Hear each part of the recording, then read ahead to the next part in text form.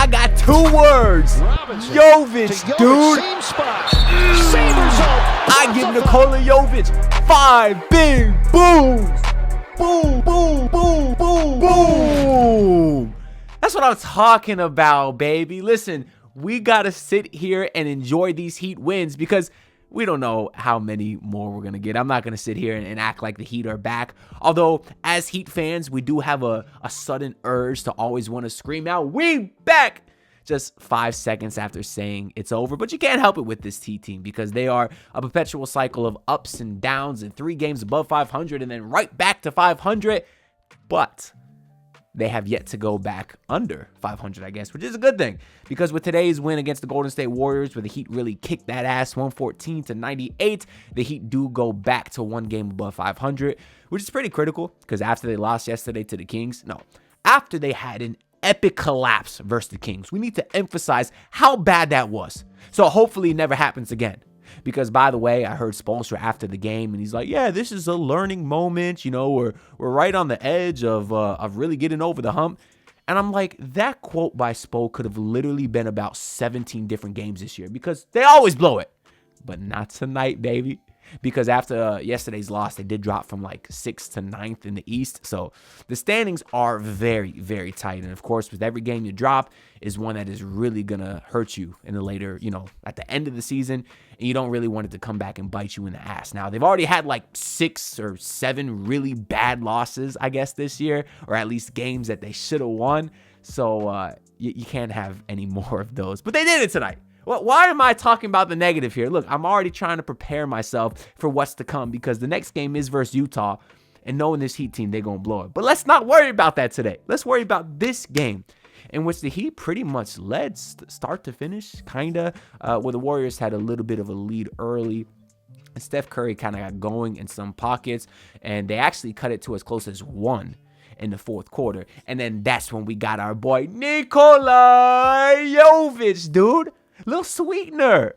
Shout out to Brendan Tobin for all the great Jovic sayings. They're super catchy. But he was awesome today. Really, the entire Heat team was awesome today. Funny enough, outside of Tyler Hero, the one game the Heat actually win is the game where Hero kind of struggles and doesn't play in the 4th quarter. Is that a coincidence? I guess. I don't know. It's kind of funny because last year, one of the things we talked a lot about with Hero is he, like in all the games, or they had like a losing record in games in which he scored over 20 or something kind of weird like that. And then today he doesn't play in the 4th quarter and it's the only game they don't blow a lead.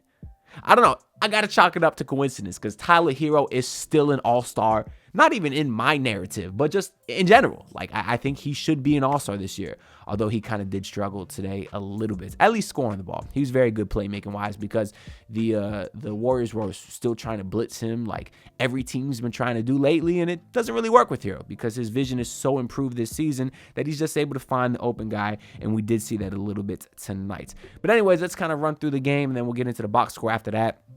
So to start off, we got Bam Adebayo doing his thing he does again, where I guess he tries to start the game off aggressive to be like, oh, look, I'm back. This is my bounce back game. I'm aggressive. Took like 5 shots in the 1st quarter. Only made 2 of them. And one of my boys texted me and said, I like Bam being aggressive. And I said, I wish he'd stop because he's cheeks. And then Bam sure as hell turned it around after that because he was awesome today. And I really don't want to go any further in this video without acknowledging that because rightfully so, I've been very critical of Bam Adebayo lately, but today was incredible. He's a huge reason he won this game, in addition to Jovic and Burks and some other guys, because when Tyler Hero has struggled this year, nobody else steps up. But today, you got Bam Adebayo to step up, and that is what I want to see from your max player, from your future $60 million a year player when that extension kicks in a couple years. Now, I understand he's not going to do this every single game, but, I mean, the stat line at least should be, able to be replicated. He only had 19 points, 9 rebounds, and 5 assists, so nothing too crazy.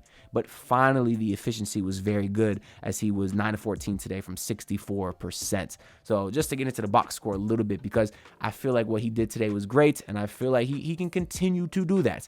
I want to see more of what we saw from Bam today. So anyways, the Heat, funny enough, had like 3 and 1s in the 1st quarter. Jaime Jaquez responsible for 2 of them. Jaquez Jr., who was also awesome today. And it's a shame we're 5 minutes into this video, and I didn't mention him either, because now he's continuing to string together some really, really good games, something that we were saying about Jovic earlier in the season, which was kind of becoming a clear sign that Jovic is an improved player because he's stringing along together good games. Where Jaquez, he really couldn't get out of his funk until, I guess, the new year. Now we're in 2025. The end of 2024 was very bad for him. Only pockets of good games here and there. But he's been good, in a couple games now. And I think a lot of that is because he's getting his usage back. Of course, this being the third game in Jimmy Butler's suspension. And it makes sense because when Jaime was struggling earlier this season, I said I don't think it's a skills thing. I just said I think he's not getting the touches because we know how skilled he is with the ball in his hands, particularly when he's trying to drive. And now we're seeing it. And he's been very damn well. We'll look at the box score real quick for him. 18 points and 5 rebounds today. Shot 58%. So great performance following his triple-double from just yesterday. So you love to see that from him too. Had 2 of the and ones in the first quarter. Khalil Ware, who was also great today, he had an and one himself. You had Duncan Robinson hit a buzzer-beating 3 at the end of the first. Things are looking all great. And then to start the second quarter, like 30 seconds in, you got another and one by Nikola Jovic this time. And the Heat actually had another 2 and ones later in the game on like the Jovic 3 and then on a Bam dunk. So they had like 6 and ones today. When's the last time the Heat had that many? I don't know. I'd like to say the Heat were just being aggressive, which they certainly were. But the Warriors were also terrible today defensively. They were just fouling all over the place. And a lot of that is because they are a small team. They're probably the only team in the league that's smaller than the Miami Heat. I mean, I'd have to think about it, but they are really small. I mean, their big men today were Draymond Green, who's like 6'7", Trace Jackson-Davis, who, that boy is good. That boy posterized Ware. Last time we talked about that. But he's only 6'9", and then like Kyle Anderson, who's also 6'9". Like that was pretty much their big man rotation today. So the Heat were actually able to take advantage of that a lot today with guys like Ware and Bam and Jovic. So that was nice for a change. And then in that second quarter, my God, was that fun. The Heat had a lineup of like Tyler, Burks, Jaime, Jovic, and Bam, and they were cooking. Jaime got back to his beautiful footwork, was driving the lane and finishing with such poise at the rim. Wasn't fumbling the ball all over the place like we saw a lot this season. Bam Adebayo had a great run himself, hit a couple of middies, and then he hit a pull-up 3 with the shot clock winding down. You had the whole team finding Jovic with mismatches. Sometimes he had Curry on his back, and he was even taking advantage of Kyle Anderson, who's not, super small. He's 6'9", but he's a little bit smaller than Jovic, and they were taking advantage of that. So Jovic continues to be aggressive inside the paint, not just the three-point shooter. That's probably the biggest development in his game is now he's actually scoring the ball inside a lot, and some of that is out of the post, and that's just a beautiful thing to see. And then they actually sub out Bam while the Heat are going on this run. They bring in Khalil Ware, but the run kind of continues. Ware actually plays really, really well. Had a lot of rebounds, was just deterring all kinds of shots in the paint. I really, really like what I saw from Ware. The one time he did get bodied by Trace Jackson-Davis, you could tell that's just a case of Ware needing to put on muscle because Davis literally took one bump into him and just yammed it on his head with the left hand. That'll come with time, though. I can't wait to see the player that Ware becomes once he puts on, 20 or 30 pounds over the next few years. It'll be fun. But during that time, Curry definitely had one of his spurts again. He had a couple pockets today where he'd hit, like 3 or 4 shots in a row.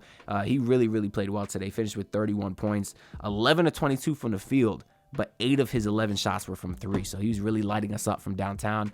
But Haywood Highsmith with another buzzer beater. Had one versus the Kings yesterday. Had another one today in the second quarter where he put it in at the buzzer. So that put the Heat up 13 at halftime. So things are looking well, but that lead don't mean nothing to me. I'm sorry.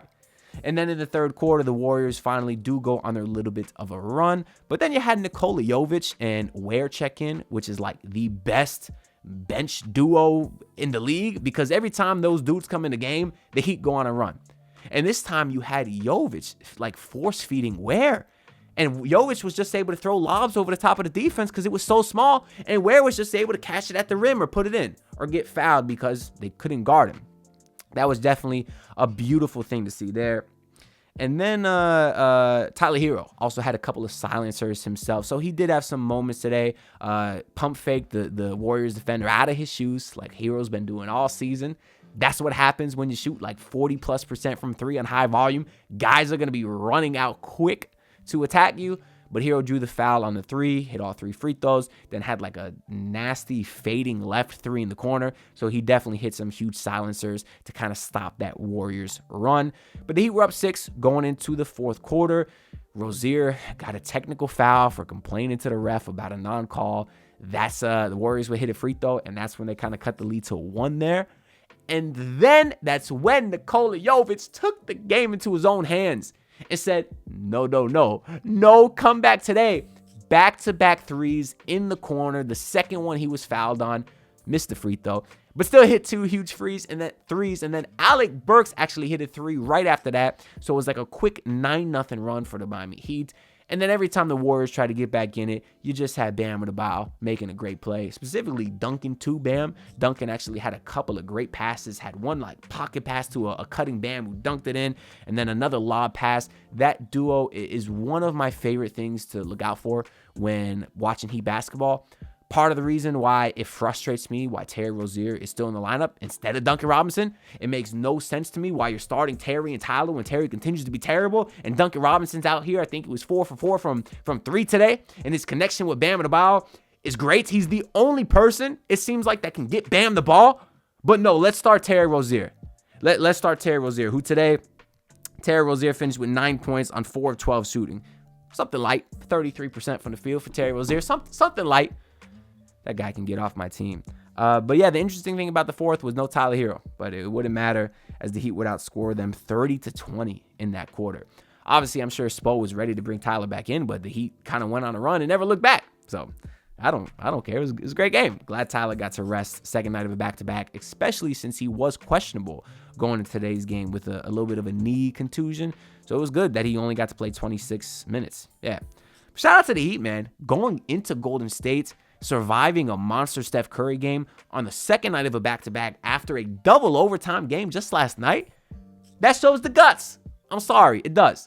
And it's something that this Heat team needed to do with everything that's going on surrounding them with Jimmy Butler. It was a dope game, bro. It really was. So Hayward Highsmith today kind of stuffed the stat sheet a bit. 5.6 rebounds, 5 assists. He was dope today. Jaime Jaquez, we talked about how great he was. I love the efficiency from him and his 18 points. We talked about Bam Adebayo stats. Yeah, Hero today, only 14 points, 8 rebounds, was 4-14, 28%. Wow, that's probably one of his least efficient games this season. But hey, they won. They didn't need it. That's a great sign. I mean, if Hero shot 4-14 almost any other game this year, the Heat lose by 40 points. So this was dope to see a lot of guys step up. Not Terry Rozier, though. He did not. 9 points, 5 rebounds, 5 assists. That's cute. Try to make an open shot.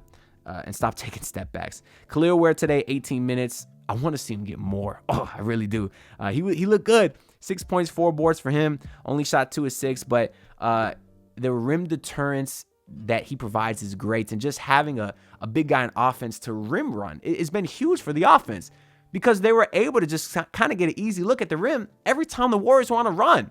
I love it. It's refreshing to see a big guy, someone who's bigger than the biggest player on the other team. It's fun. I like Khalil Ware, man. And then Nikola Jovic today, probably the player of the game. I mean, him or Bam, I guess. But Jovic today finished with 20 points, 6 rebounds, 4 assists, 8 of 17, hit a couple of threes. So he continues to not only score, but stuff the stat sheet. He's sort of playing that point forward role to a T. He's playing it to perfection. 34 minutes tonight, which I love to see. He should be getting 35 minutes a night plus now. I think I saw 5 Reasons just tweet that out. They said, get Jovic the minutes. I couldn't agree more. Should he start? Probably, you know. I guess at this point, my ideal starting lineup is probably like, well, I mean, my realistic, because obviously I would say something crazy like Tyler, Haywood, Bam, Jovic, and Ware. Start Bam and Ware. But realistically, maybe something like Tyler, Duncan, Haywood, Jovic, Bam. Maybe something like that. I think that'd be my preferred starting lineup, but it'll probably never happen. But Duncan had a nice bounce-back game today. 12 points, you know, the 4-5 from 3 he finished. He did miss his last 3. But the 8 assists, bro, he's a good playmaker. He's a really, really good playmaker. I don't see how you can't start this guy. He's a better playmaker than Terry, better shot maker than Terry, better defender than Terry, plays better chemistry than Terry. I don't know. And then Burks, after getting 0 minutes last game, I was very annoyed about that. He got 24 of those things today. 11 points today for him. 3 of 6 from 3. Great efficiency. That's a fun game, man. That's a really, really fun game. Shout out to Miami Heat. They go one game above 500. The next game is versus the Utah Jazz on Tuesday. On Thursday, I believe it is. Yeah, Thursday, 9 p.m. So it's nice that it's a little bit earlier, right? 9 p.m. game. So yeah, I'm hyped, y'all. I'm gonna enjoy this one because who knows the next time we get this feel good. So yeah, make sure y'all like the video and subscribe. I do greatly appreciate all the support. Drop y'all comments down below. I will be reading every single one. And make sure that you subscribe, not only because I just hit 6K. That's dope. I appreciate y'all. And I'm on the grind to 7K.